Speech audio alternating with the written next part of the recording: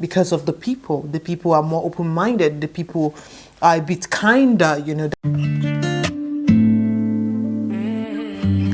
Hi guys, welcome back to my channel. If you're new here, welcome, and if you're a returning subscriber, thank you so much for coming back. Okay, thank you guys for all your love and support. It means so much to me. Okay, my name is Josephine. I'm a YouTuber based in Delft, Netherlands, and in today's video guys, I'll be sharing with you why I chose to move to the Netherlands instead of the UK or France. Okay, so without further ado, let's get into it. I'm going to start out with the background story of how I even got the opportunities to move to either of these three countries and everything. Okay, I'm Nigerian. I was born and raised in Nigeria. I spent the first 25 years of my life in Nigeria. Okay, and after that I actually went to the UK where I did my master's for 2 years. For reasons best known to me, I just felt like I wanted to be in academia, and having a PhD was like the most reasonable step to take at that time. Okay, so I started looking out for PhD positions in Europe. Okay, so I started throwing in applications to schools in Germany, UK, Netherlands, France.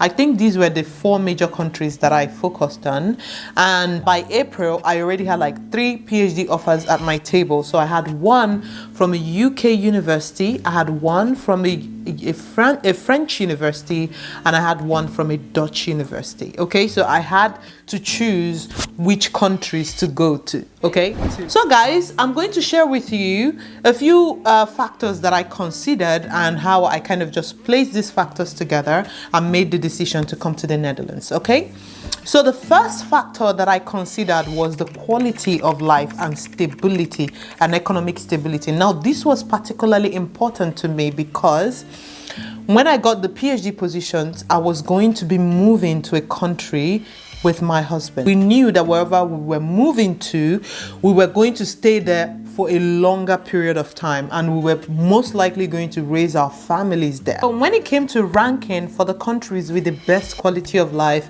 the Netherlands ranked way higher than the UK and France as well. And at that time, that was when the whole Brexit thingy was going on, so we also didn't know what was going to be next for the UK, Now, the second thing that actually made the Netherlands stand out for us was the Dutch people. Guys, with the internet, okay, like stories fly like okay?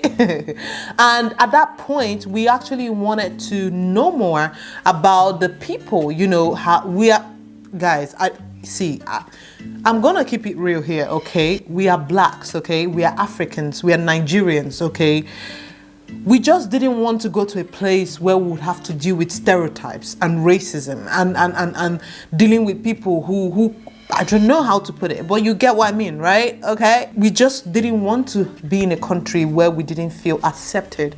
We didn't feel like that there would be so much stereotype. And to us, when it came to, integrating into the society, the Dutch society seemed to be presenting that opportunity because of the people. The people are more open-minded. The people are a bit kinder, that's what we read online. And yeah, that was what also influenced our decision. Okay, so the next thing that I actually considered was the PhD offers that I had on the table at that time. So yes, I had one from the UK, I had one from the Netherlands, and I had one from France, but obviously the topics that I had were not the same.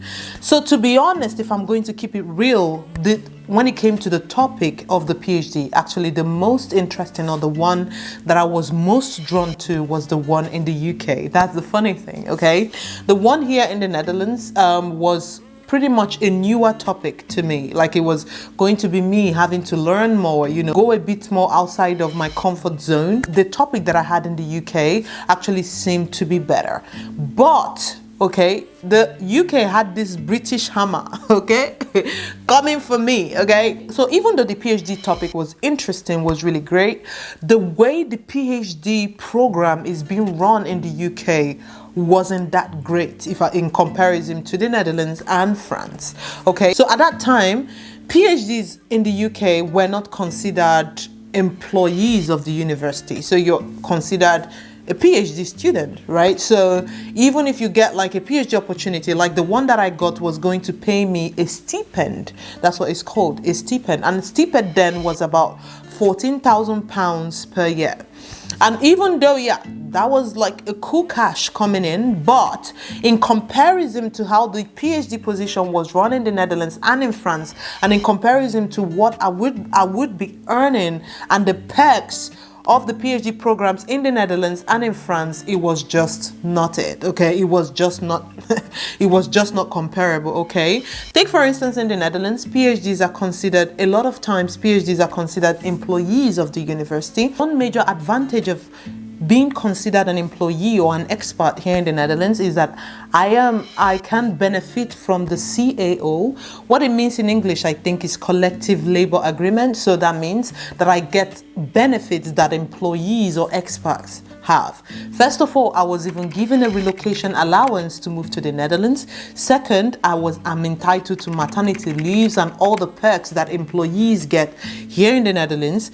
Thirdly, with my employment contract, depending on my situation, I also would qualify to get a mortgage or get a loan here in the Netherlands. So what I'm saying in earnest is that being considered an employee or an expert was much better, or had much benefit than being considered a student, which would have been the case if I had gone for the UK opportunity. So the next factor that I considered actually was unemployment rate. So unemployment rate that we have in the Netherlands is much less than what we have in the UK and in France. So to me, the Netherlands presented a more stable economy, or a place that was much easier for us to settle down as expats, I mean, in terms of our career. Okay guys, so the next thing that I actually considered when making my decision was I also wanted a place that was exciting and adventurous. Okay, and in that case, listen, the Netherlands and France were like my best options. Why? Because these two countries are located in Europe, and that means that I could travel to any other Schengen countries without additional documents. So that means, listen, I could explore other countries in Europe, in the Schengen area easily. Okay, so France was obviously topping the list in this case, because I mean, France is a bigger country, it has also more exciting locations. You have Paris and all of that. It's also like it has boundaries with also other countries that I was, you know, wanting to visit at some time, like Italy, Switzerland, Spain, Germany. So like France was a bit more like in the center of all the countries that I would have loved to visit at that time. So to be honest, France actually topped the list when it came to like exciting and adventurous.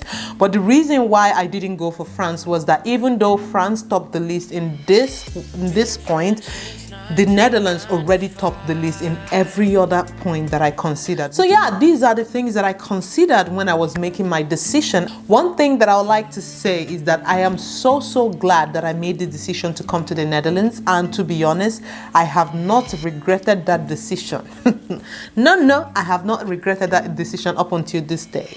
I even told my husband the other day, like I was like, I'm so glad that even though we had limited information, I had never been to the Netherlands, and I didn't know what our life was going to be like, that just by doing research online, figuring it out, you know, trying to figure out what this country would look like and why we should move here, that we're able to make a decision that, you know, 2.5 years down the line, we are looking at and we're like, whoa, you actually did a great decision. You had a great choice.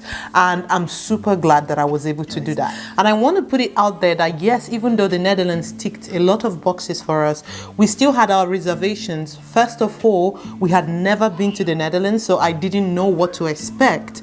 Then secondly, the language. Okay, we weren't sure if the language was going to be a big barrier for us. We had never had to learn a new language as adults, I and my husband, so we were not sure what it was going to be like moving here. And yeah, but I think what really helped us make that decision was that we had like a family friend over here who had lived in the Netherlands for about 2 years as at that time. So he was able to explain to us that in the Netherlands, if you're an English speaking person, you would find it easy to get around because 90% of the Dutchies or even more speak English and speak it well, so that it wouldn't be an issue. But at least it will give us a head start and help us to start out while we then learn the language. So that's what happened, to be honest. Since we came, you know, we've been trying to get a hold of the language. My husband speaks Dutch now really fluently. I'm still struggling, but I'm getting there as well. I mean, it was a good decision overall. And this is one of the reasons, or this is one of the motivations for me making some of the videos and sharing my experiences about living here in the Netherlands, is because I know that through other people's experience, I was able to make a life-changing decision that I don't regret right now. Okay, so yeah, I'll keep pushing out these videos about my experiences and hope you guys love it as much as I do enjoy creating them. And yeah, let me know in the comment section if you're Dutchy, if you're an expert here in the Netherlands, and what are the factors that you considered before moving to the Netherlands. Thank you so much, guys, for watching, and I'll see you in my next one. Bye. Bye. Say bye. Bye. Been friends since 1995.